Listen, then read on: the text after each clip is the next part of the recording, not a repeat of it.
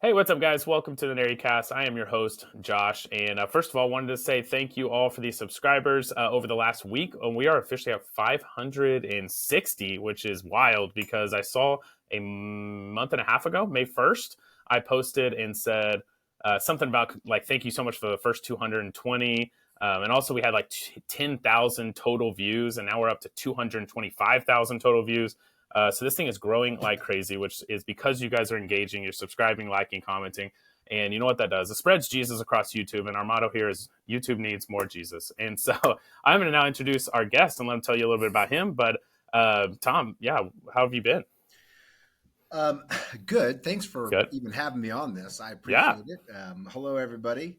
Um, I am a Tulsa native, born and Yeah. raised.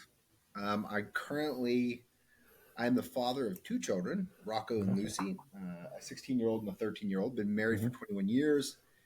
Met my wife at the University of Notre Dame. Brought her back to Oklahoma. Yeah. I was formerly an attorney. Now I'm a banker. Okay. But I dabble in other things like film and so on and so forth. You can Yeah. even look up a documentary I did on it's called Mad Props. It's about prop collecting. Okay. Um, but yeah, born and raised in Tulsa. Born and raised a devout Catholic, Mhm. um, and then again went to Notre Dame for both undergrad and graduate school, and came back to Tulsa. And I go to the Parish of Christ the King. Sometimes I go to Castle Hall, Mhm. um, and yeah, that's the high level background of me. Yeah, that's awesome. Oh, is your wife like from the Indiana area? Like that's where Notre Dame is, right? It Great is, Bend? yeah, South Great Bend, Bend? Yeah. Indiana. She's from South Ohio, Bend. actually. Oh, okay. Yeah, Gotcha. Gotcha. So she's up in that area. So yeah. how did she feel about the move to Oklahoma? She knew when she was dating me that I was coming back to Tulsa, Oklahoma. Oh, okay. So Gotcha. I was gone for 10 years before I came back, but I Yeah. was destined to come back, and she knew that. And plus, Okay. Tulsa is a lovely place, Josh. Yeah, yeah. Once you get somebody here, and don't Uh-huh. bring them in the summertime, but Yeah, once yeah. you get them here and they're here for a Hmm. while, they realize what a really cool town Tulsa Yeah. is. So, Yeah, that's been what I've noticed at working at TU. And even before I owned this business, a little shake shop, and I worked a lot with the TU athletes. And I get TU athletes that are from like Spain and Iceland and all these cool, like what you would think like exotic places. And they would come to Tulsa and be like, "What do you think about Tulsa so far?" Fully expecting them to be like, "I mean, it's okay." But yeah, they're right. like, "It's awesome. I love it here." And I know I've had people like from Michigan that came down and played sports at TU, and they now live here and work here because they're like, "I don't want to leave. Like, it's awesome." No. Yeah, that's great. I've loved being here. What made you want to like come back? Like, why were you always set on coming back? Just family, or? I have no idea what drives me, Josh, but I Mm-hmm. have always loved Tulsa. I have a Mm-hmm. good base of friends here. My high school buddies are still very dear friends of mine. Nice. And my dad worked here, my grandfather worked here, and I always just felt comfortable in Tulsa. But as I got Mm-hmm. older, I wanted to be a part of building Tulsa. Oh, okay. So, running a bank here in Tulsa, Oklahoma, locally owned or locally managed and Mm-hmm. headquartered in Tulsa, allows me to help Northeast Oklahoma grow. Yeah. Um, and I don't know what it is that drives me, but I was sitting around a campfire one time in Jackson Mm-hmm. Hole, and a guy asked me, he goes, "Look, if you had your way, what would you do?" And I said, "Well, I'd take spirituality out of it. Mm-hmm. I would spend more time with my family. Mm-hmm. I'd spend a lot more time with my friends, and I want to help. I want to be a part of making Tulsa great." Yeah. Yeah, I don't know why. That's awesome. Yeah, we moved away for a short amount of time. Just Oklahoma City though, nothing crazy. And then 2 years later, we were like back. We're back. Our family's here, kind of the same with you. Our friends are here, and we sort of had that same thing. And actually, as a priest one time, it's like, no, it was probably the Holy Spirit pulling you back. And so, which it's what it sounds like in your thing, because it's like you had that drive to want to make Tulsa, build Tulsa, make it better. And I was like, yeah, that's definitely the Holy Spirit driving that. So I've got plans for you in Tulsa, and we got a friend that is recently had the opposite, was like felt the call to move, and she's moving to New York and Long Island, and feels the call to evangelize up there. And I was like, that's awesome, good for you. I would not want to live there. It's like I have more weaknesses than I do strengths, but the strengths that I do have, um, I feel a calling Mm-hmm. to use those talents or strengths to help other people, just Yeah. generally speaking. Yeah. To much is given, much is expected. Mm-hmm. And I've been given a lot. I've just been very blessed. Not that I haven't had struggles in my life, because I certainly have, but Mm-hmm. I've had it easier than, say, other people. Yeah. And it is my hope and desire to ease other people's burdens any which way I can. And in Yeah. business, it's funny. I can do it by working at a lot of nonprofits in Tulsa. Yeah. Um, and I'm on the homeless task force with the mayor and so on and so forth. Mm-hmm. So there are lots of ways to do it that way. But you also can do it in running a business. Yeah. Smiling itself, Mother Teresa said, was the international sign of peace. Mm-hmm. It's those little things. It's how can you brighten somebody's day? And if somebody's hurting, Mm-hmm. how can you um, ease their burden, Yeah. especially with the gifts you've been given? Yeah. Mm-hmm. And Yeah, so I do that absolutely. in business as well, as much as I can. Yeah. Yeah, absolutely. That's what probably the only part I miss about my business. I owned a little shake shop, like I said, but it had like a coffee shop vibe. Like I had regulars that came in all the time. I loved seeing them, I loved talking to them, and I've always had this like genuine interest in people. Like I want to know about like growing up, and I want to know about like what do you do for a living, and when I don't understand what that career is, I want to understand. And but I think it's like always just that passion for people and wanting to do better. But I feel like it's like, yeah, like a charism or talent that God's given me, and I just try to use it for good as much as I can.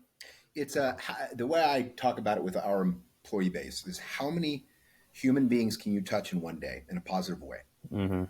That is a great way to live. Waking up and going out and be like, whether it's a smile, whether it's a compliment, whether Yeah. it's helping somebody, how many Mm-hmm. people can you touch where your interaction with them left them? It's like that old nursery book about the filling the bucket or emptying the bucket. Are you filling somebody's bucket or Yeah. are you emptying it?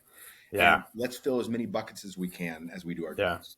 Yeah, and I've heard something similar to that, but it's almost like you're either filling or emptying. Like there's no like middle ground. And if you can think of it like that way and kind of keeping the same mindset of that can really kind of change your look on a lot of things.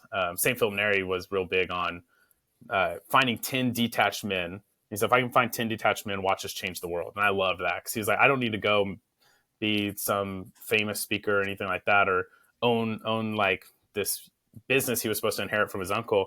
But he knew like I can just go and if I can make a difference in one person's life or whatever, it's a little wave of evangelization, just spread. And so, yeah, so that's super cool to hear and all this great stuff. You mentioned the homeless, is it the day center? Is that what it's called? Yeah, the Tulsa Day Center for the Homeless. Okay. That's just one aspect, I guess, of trying to help. But that's probably where I spend the most of my time, anyways, in terms Mm-hmm. of nonprofit work help. Yeah. Um, and I try to help in various facets, different ways. Mm-hmm. But it goes down to like, what am I really good at, I guess. And Mm-hmm. so I last year chaired their event, the big show off, and I plan on doing it Mm-hmm. again this year. And Nice. that's just using talents, the little talents that I have, to be able to Yeah. help an organization, if that makes sense. Yeah. Yeah. Absolutely.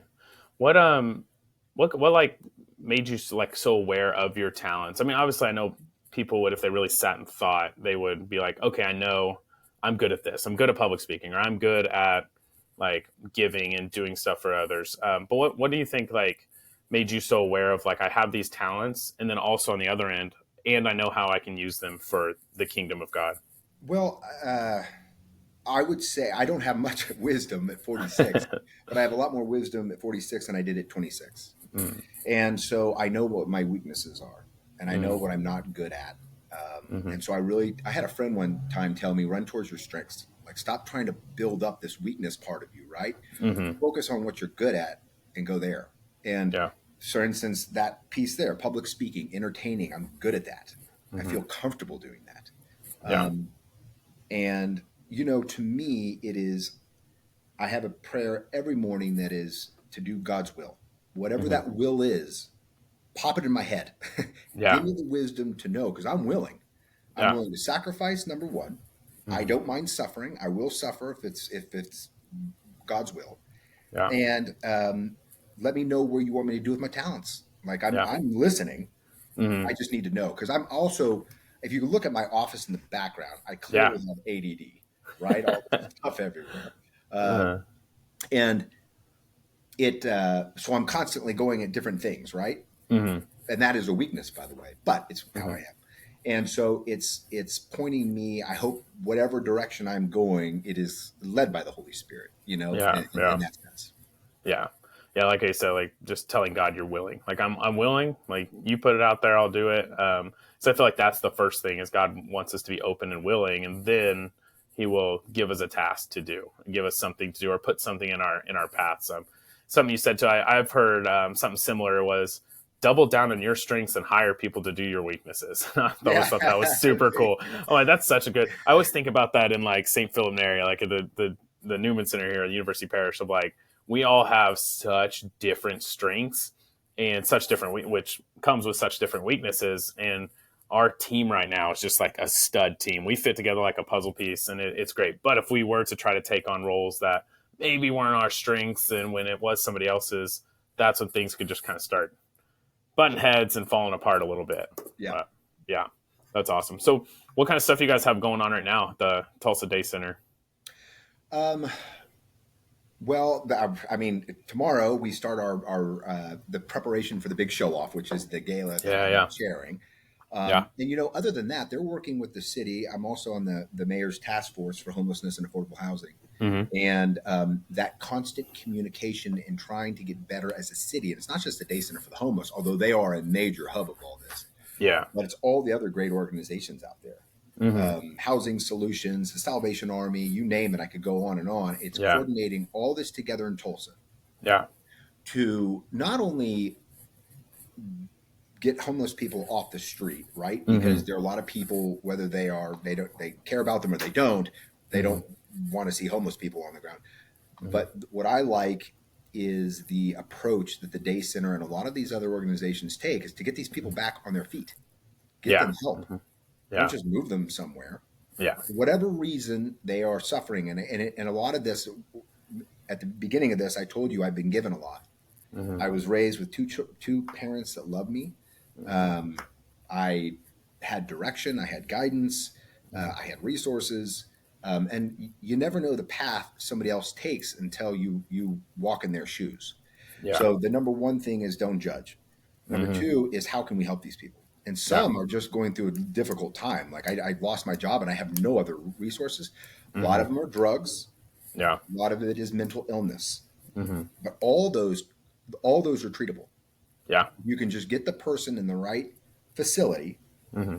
and actually getting people in a home itself can really, even if you have those issues, Yeah. can really, really help.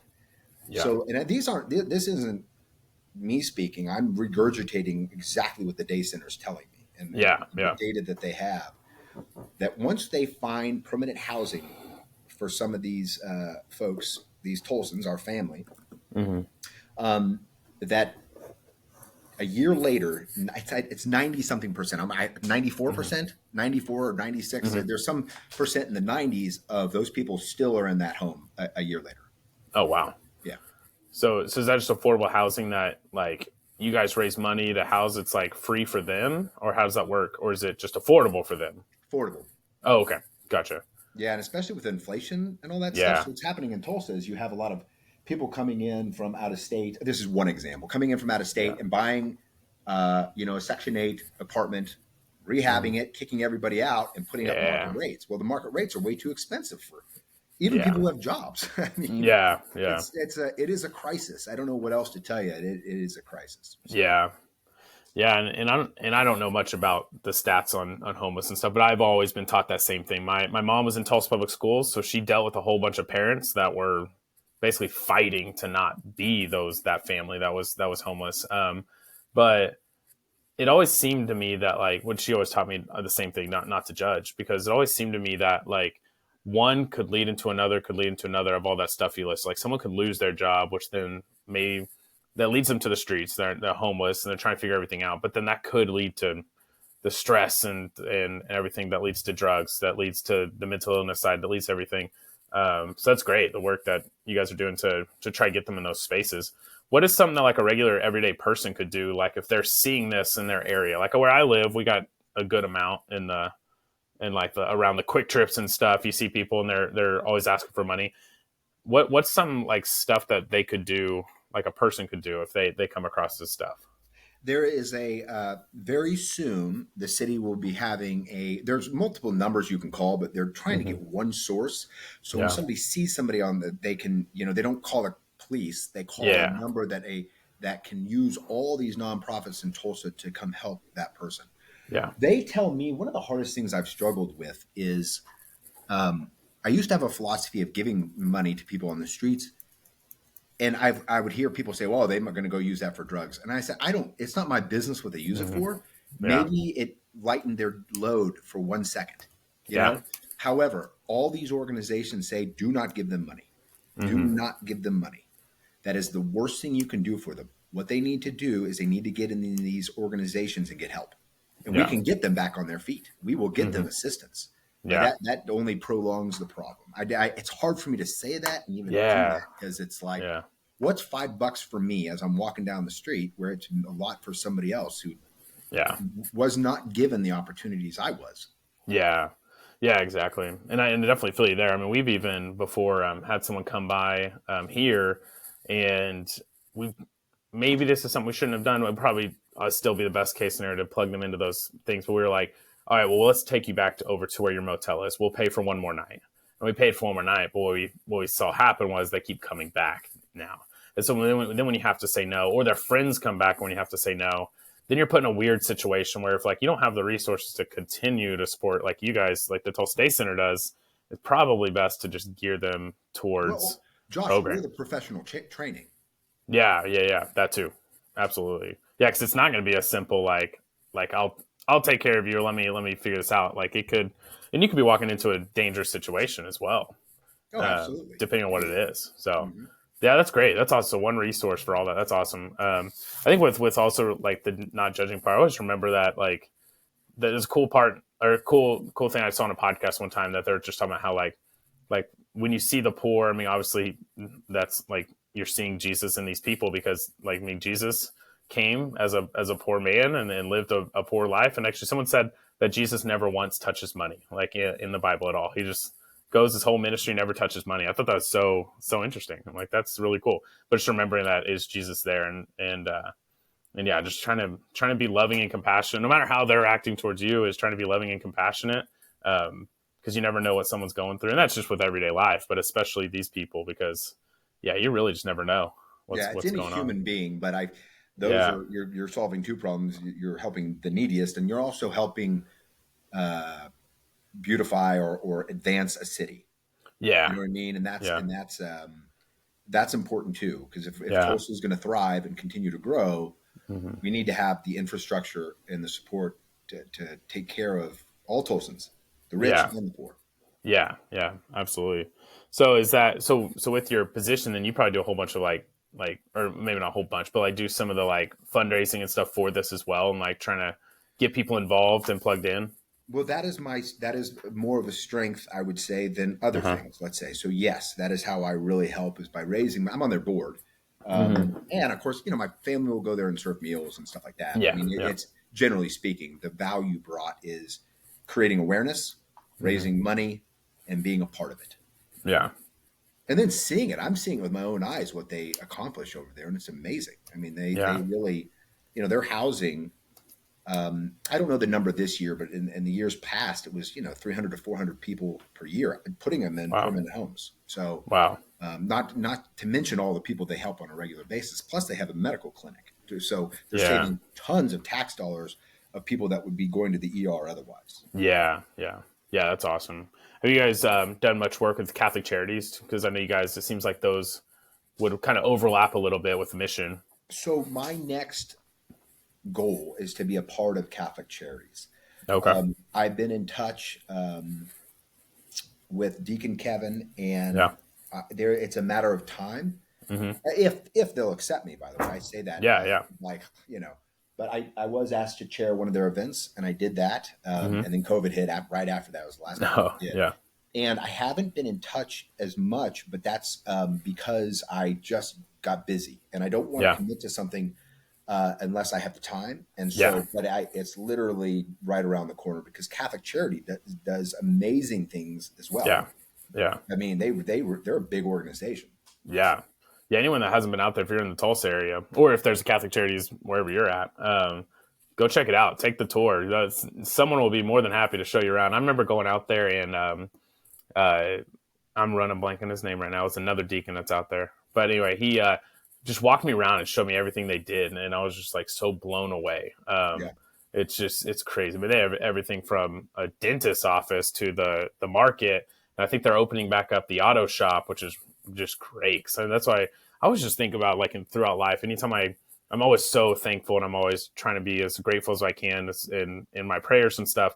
When like I just had a car problem, it ended up being a few $100s, and I was able to make that like payment and get it fixed, and I was good to go. But I just can't imagine like being even not even homeless, but just low income and running into a situation like that and just being like, man, what do I do? Like, what do I do now? So it's just like I have so much respect for these people that are just they're grinding, they're fighting, and they're doing everything they can. They just weren't as blessed to where they started, and I think it's awesome what you guys are doing just to with the homeless, but I know other people as well. That's awesome. Well, thank you, Josh. Appreciate Yeah, that. absolutely.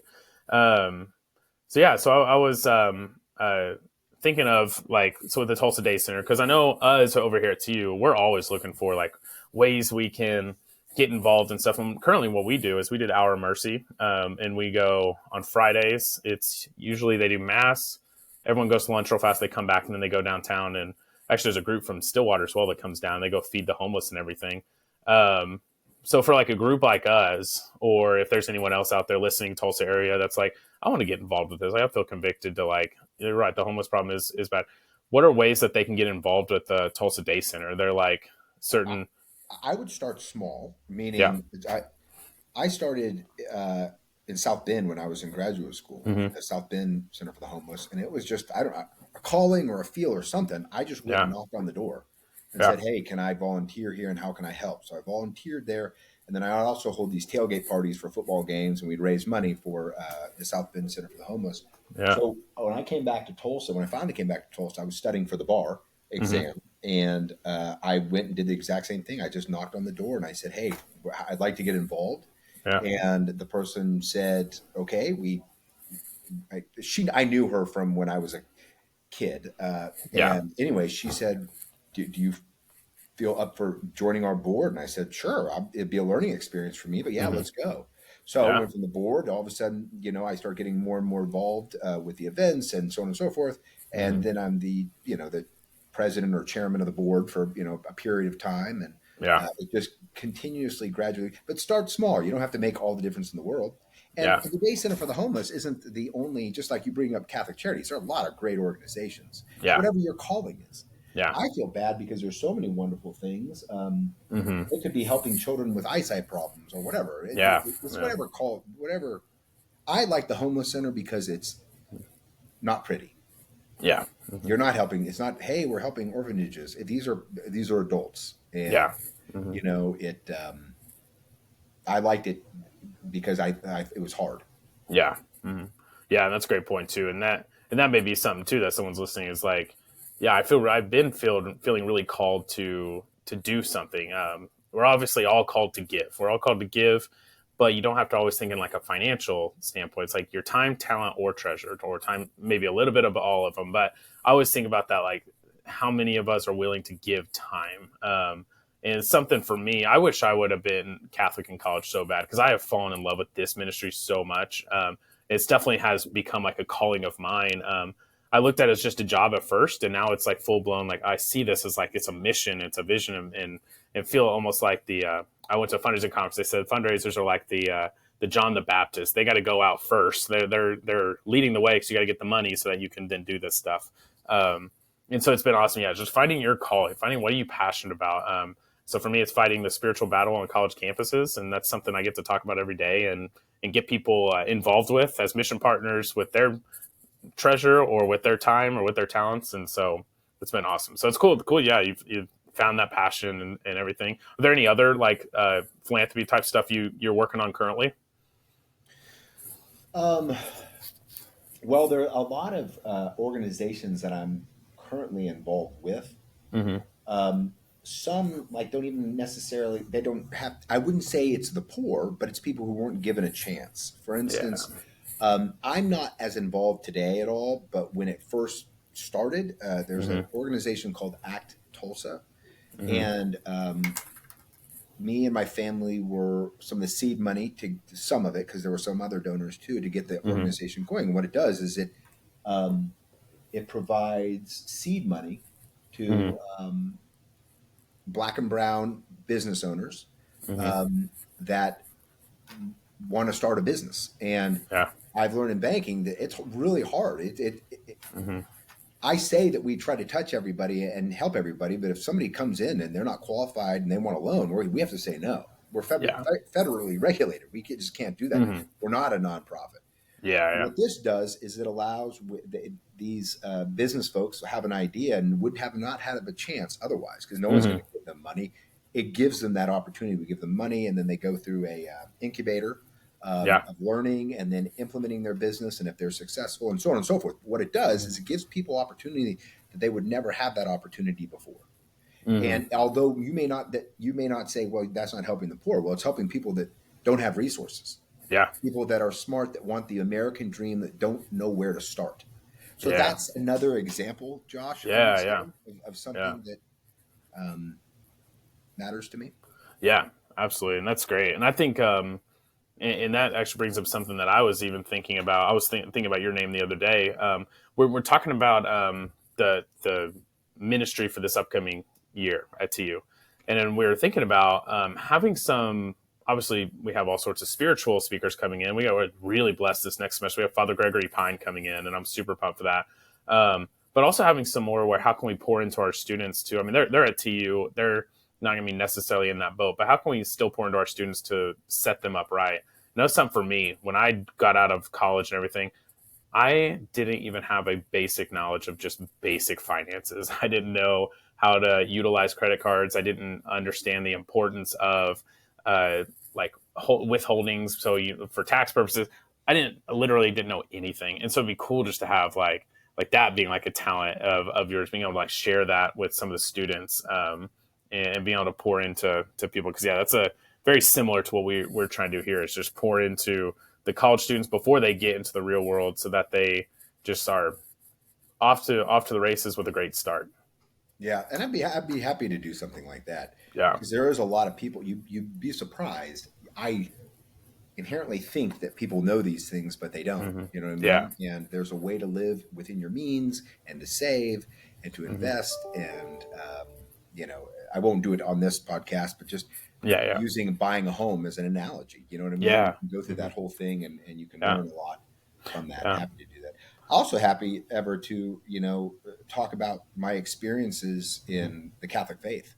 Yeah. Absolutely. Meaning, I obviously my parents were both Catholic and they raised me Catholic, but it Mm-hmm. was it was our we took a random trip to Medjugorje when I Mm-hmm. was 13, I think, Okay. and that changed the trajectory of our family and what we Mm-hmm. believed in as Catholics, and seeing what was going on in Medjugorje at the time. Mm-hmm. And so those little things like that always have a story behind them. Yeah. Yeah. Absolutely. So did you say like your whole family kind of had a conversion? Well, they were Yeah. Catholic. They Always all believed in Catholic. God, but I Yeah. would Yeah. say it took it to another level. Yeah. And where's that place you I said? say the rosary now every single day, Yeah. and I learned that from not from necessarily my parents, although Mm-hmm. we went to church every Sunday and did all that stuff. But Yeah. that I learned from Mary's messages in Medjugorje, Yeah. That's awesome. Where's that place you're saying? Where's that at? Yugoslavia. Oh, Yeah, okay. Gotcha. Yeah. That's awesome. yeah, Yeah, that's super cool. We talked about doing some traveling and stuff. That's something we want to add to the college ministry as well. Get them on pilgrimages and stuff. But well, that's awesome. yeah. Well, yeah, no, that's super cool. I'm a Tulsa born and raised, and kind of grew up on this campus at TU, and so I'm really big into like all the stuff you guys are doing, like the building up Tulsa, making it bigger and better. And it's super cool to see like the impact people like you. I know there's so many others as well that are just helping grow Tulsa, make it better. And so that's why it's super cool to see in the college students when they're coming from, like I said, Spain and Iceland and stuff, and they're just like, you know what, like I might actually stay here in Tulsa instead of go back to Spain. And just like sentences you're like, I would never think anyone would ever say that ever. But Well, yeah, it's a we're cool a city place. we're a city that invests in itself. Yeah. I mean, people have a lot of pride Mm-hmm. in Tulsa. Yeah. And I'm really lucky just to be part of a bank because that is a way to touch all these different families and businesses to help them grow, Yeah. financially assist them. Yeah. And so we're part of that engine. Yeah. And then, I try to do the other business stuff. I was last year was the chairman of the Tulsa Regional Chamber, Mm-hmm. um, and involved in other various business organizations with the mindset of helping Northeast Oklahoma grow. Mm-hmm. Yeah. That's awesome. Well, cool. Is there any plugs or anything you have? Any stuff you got going on, or that people be on the lookout for? That's a great question. Yeah. Yes, be paying attention to what the city will be coming out with in terms of news on ways to tackle the homelessness and affordable housing problem. Mm-hmm. They're getting really close, and they've already implemented numerous elements. I Nice. would say that. I would also say, Vast Bank is. This isn't a business plug; it's just the God's honest truth that we Yeah. are headquartered in Tulsa, Oklahoma, and Mm-hmm. our mission is to grow Northeast Oklahoma. So, Mm-hmm. if you're looking to open up a bank account, Mm-hmm. just know your money's staying here in Yeah. Tulsa, Oklahoma, and we're going to continue to build this city, and I want to be a part of that. Awesome. Well, cool. Well, I thought we'd to start. I was watching the time just to make sure I don't go too long. But I thought we'd wrap up with the little Saint draft, and then we'll close it out. But yeah, and then also I guess the other thing I always like to mention too, another little plug for anyone that's listening not in the Tulsa area. I know we have guests on the show that are specifically Tulsa, some that aren't. But if you're not in Tulsa area, just check out. Really, honestly, go to the city of whatever your city is, and just check out any resources there. Keep discerning, like with God, like where is God calling you to put your time, talent, and treasure, and where is He calling you to invest, and so you can further the kingdom of God. And so we'll be praying for all you, and don't forget to subscribe, like everything. Pray for the podcast as well. Josh, can I Yeah, can I throw in another plug to that point? absolutely. This is just advice, and I Yeah. don't you take it or leave it. Mm-hmm. Try to find a time every single day to kneel in front of a cross. Yeah. And praying's one thing, but just try that. It's like a discipline thing, Yeah. and it was one of the messages Mary stated in Medjugorje, but you've also seen that a Mm. lot, Yeah. and it is a great way to reflect, and sometimes just Mm-hmm. kneeling in front of the cross in complete silence and trying to listen. I'm Yeah. not very good at that, by the way, because I'm a talker. Oh yeah, But I am that too. is that is another thing, a plug out there I would suggest to try. Yeah. No, absolutely. Yeah, that's great. Well, that's a great way to close that section. We'll just move right into the Saint draft. You ready with your Saints? Yes, can I start?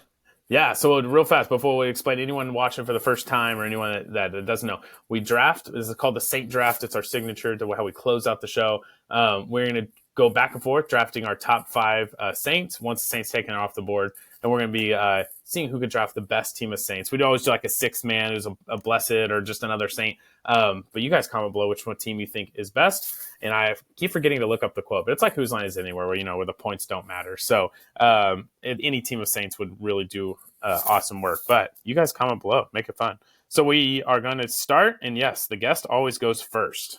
Okay. This will be my longest explanation, Yeah, that's great. but the rest will be easy peasy. Yeah, Saint Rocco. I have a Rocco, okay. son whose name Yeah. is Rocco, Okay. and I believe that a saint will call you. Yeah. And we had no idea why. We had all these other names, and he was right before he was born. Mm. He had all these other names, more common names like Michael. Yeah. And we have an Italian last name, Biolchini, so Rocco Biolchini is really Italian. Yeah. We were my wife and I were like, that's it. We're looking through the book of saints. We're like, that's it. It's Saint Rocco. And we didn't know why. Saint Rocco is the saint of infectious diseases.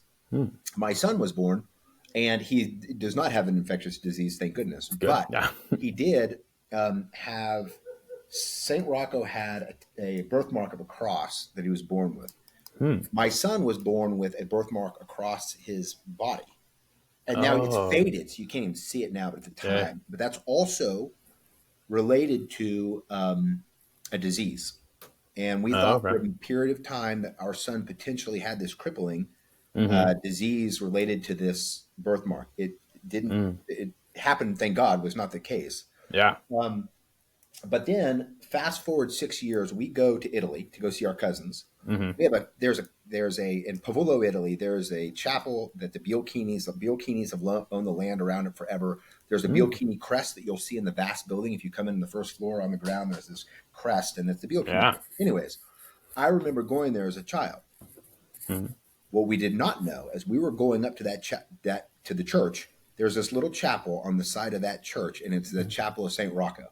And none of us knew about it. We literally discovered it as my son was 6 years old, and we're walking up. And I'm like, that is why. Whoa.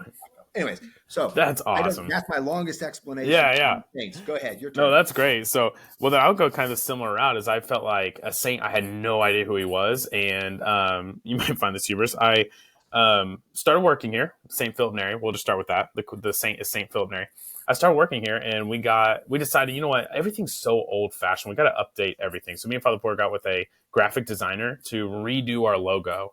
She goes, to better understand this, how we could do this, tell me a little bit about who St. Philip Neri is. And I just was like, man, I can't tell you anything about him. Anyway, so that embarrassing meeting led me to research him like crazy, and I fell in love with him. Like, it was awesome. Like, he's super cool, and we ended up having so much similarities. Actually, the first 3 episodes of this podcast is me explaining how me and St. Philip Neri are basically the same person, just living in different eras. He was supposed to inherit a business, but gave it up to follow God's calling to serve him as a layperson. I owned my own business and felt a calling to sell it to serve God and help His kingdom. And it was just awesome. He's the patron saint of joy and the second apostle of Rome. And it's just that's like the best title ever, the patron saint of joy. I'm like, that is awesome. Yeah, and apparently he was just super handsome, and obviously I am as well. No, I'm just kidding. Josh, that was really it. I'm very humble. I'm very scared. Okay, round two. Okay, round two. I'm going to take Mother Teresa off the board. Ooh, nice. I always think of Mother Teresa, and I think of moral authority. We talked about that one time. It's like those people, it didn't matter if she believed something wildly different than you. When she was alive, she could go speak of pro-life, and she didn't get all the hate that everyone else did. Everyone just loved her, no matter whether you're Catholic or not. Well, she was the one who I quoted her earlier on saying that's the international sign of peace is smiling. Yeah. She also told her sisters, if you don't have time to pray for an hour, pray for 2 hours. So, that's awesome. That's awesome. All right. So my second one, I'd be hard not to go with one of her best friends, which is Pope John Paul II. Dang it. It'd just be one of my leaders. Not that I don't know anything enough about Pope Francis to say like whether I like him or not. I probably should look into it more. But actually, no, I probably shouldn't. But John Paul II, even if he wasn't the Pope right now, he'd be just an awesome addition. Yeah, I would have picked him. Nice choice. Yeah. I still think I'm winning, but that was a good pick. That was a good pick. Okay, I'm up for St. Lucy after my daughter. Okay. St. Lucy. Remind me who St. Lucy is? Like, do you know, she like was the a little one bit? Who got the pin stuck in her eye. She was martyred. And got killed. They poked out her eyes, and then they ended up killing her.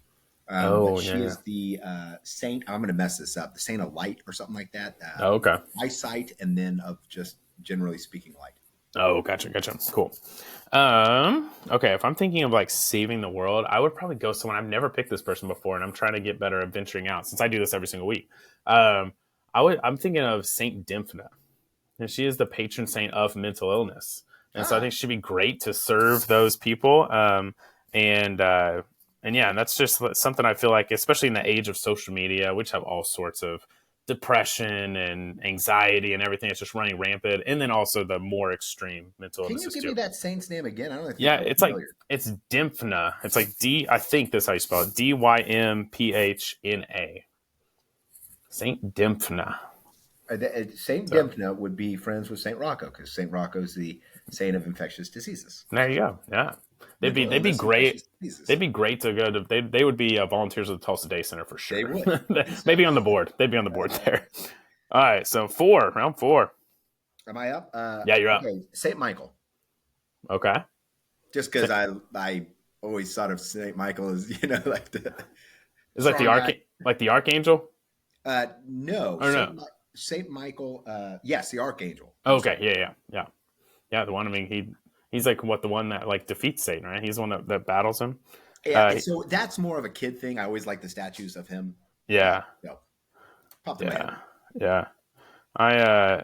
I keep debate. I haven't got a tattoo since I became Catholic, but when I found out that it's not that big of a deal to have them, I thought about adding a big old Saint Michael the Archangel, but Nice. I don't know. But he's my patron saint for when I became Catholic 5 years ago, and they're like, who do you want to be your patron saint? And I think if I went back now, I would probably pick like Saint Joseph or Saint Louis Martin or something like that. Someone who's a patron saint of dads and just be a good dad. But yeah. But speaking of that, my next one, I always say, like, because there's no rules to this, I'd probably just take both.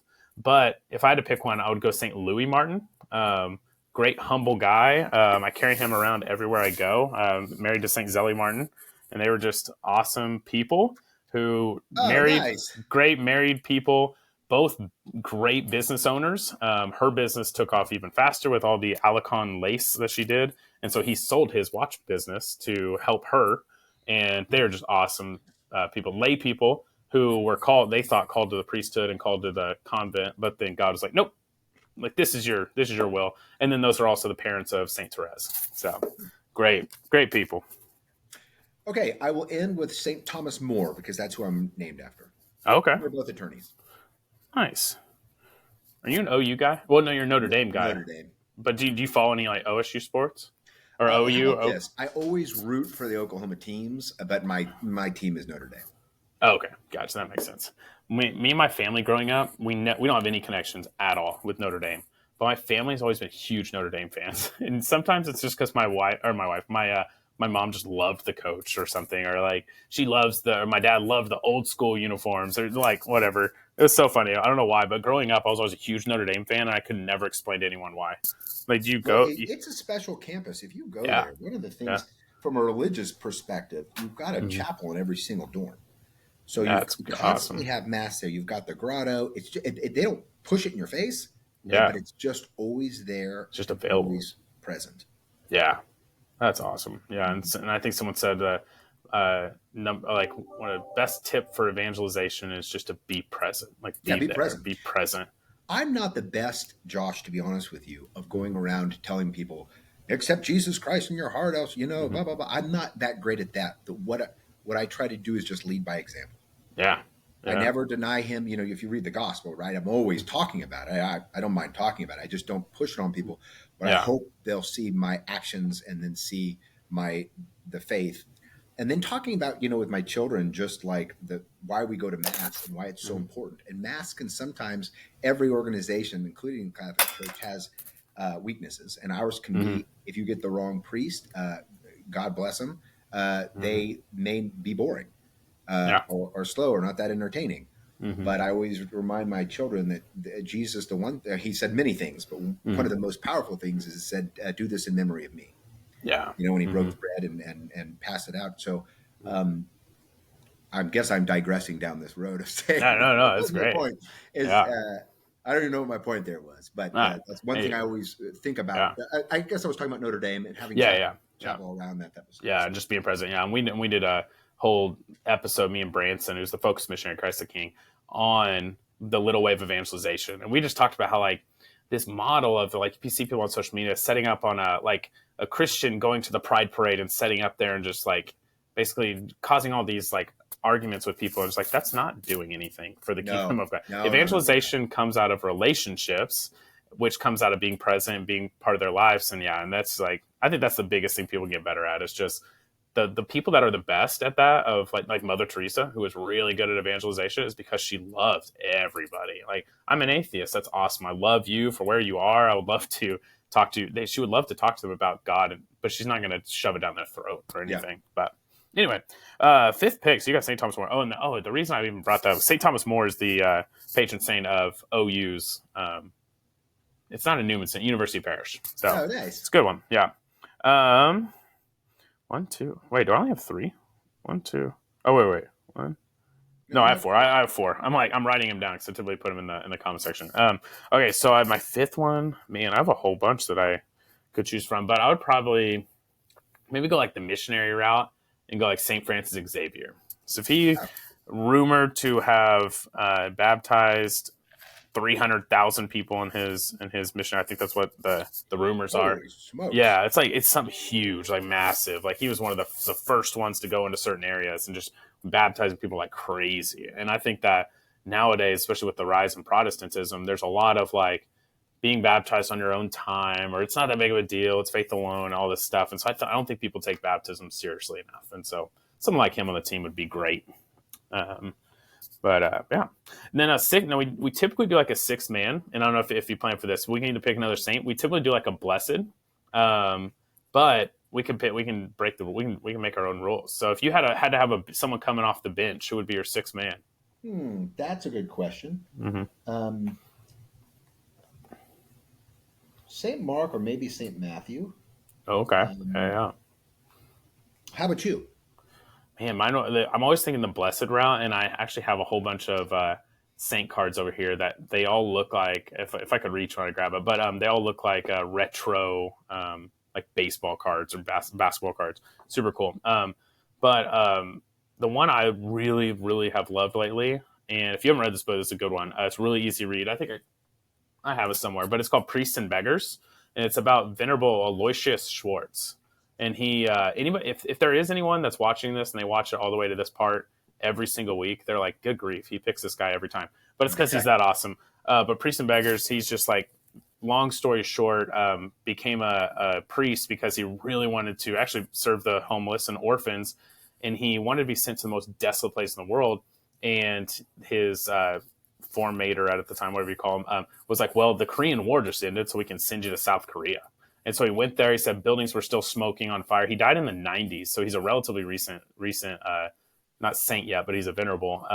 And so it's just a cool, really cool story. He ends up getting ALS, but he did all sorts of orphanages, and they're called boys' towns and girls' towns. And he had religious orders, sisters, one sister for every 5 kids. And so each orphanage had families. So the sisters lived with the kids, and they acted not only as their spiritual mother, but as their actual physical mother as well. Which is just so beautiful. And he did boys' towns and girls' towns all over the place. And Mary appeared to him in a dream as Our Lady of Guadalupe and said, I want you to go to Mexico. And that's where he did his last one before he died. Yeah, that's like cool. Super cool. So he'll be a saint one day, but awesome guy. So awesome, Tom. Well, thanks for joining me on the podcast. Absolutely. And so we'll stay in touch if there's anything that we can do. Obviously, we have a huge pool of volunteers here. So if we ever need to, we partner together with the Day Center and get the college students out there serving more. I know they're down for it. So yeah. Everyone else, remember, subscribe, like, everything. The comment section always helps us out spread Jesus around YouTube, because YouTube needs more Jesus. We will see you guys next week with Tom McIntosh, different Tom, who is the head soccer coach at TU and also a very devout Catholic. So I'm super excited to talk with him, how he keeps his faith running that team, which is going to be awesome. So we'll see you guys next week. God bless.